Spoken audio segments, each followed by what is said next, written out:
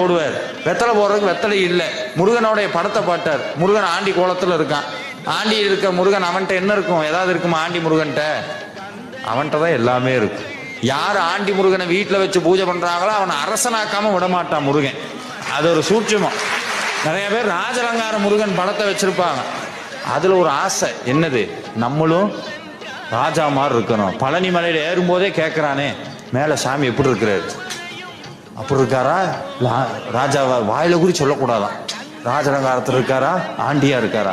ஆண்டியா இருக்காருன்னு சொன்னா புடுன்னு கீழே இறங்கிடுறான். இதுக்கு முன்னாடி என்னமோ டாட்டா பிர்லாவா இருந்த மாதிரியும், இதுக்கப்புறம் தான் முருகனை பார்த்து அப்படி ஆகிற மாதிரியும் அப்படியெல்லாம் கிடையாது. இன்னைக்கு நிறைய பேருக்கு ஒரு விஷயம் தெரியும்.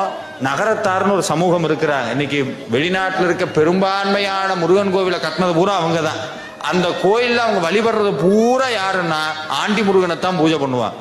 அவங்க தான் இன்னைக்கு செல்வ குவியலினுடைய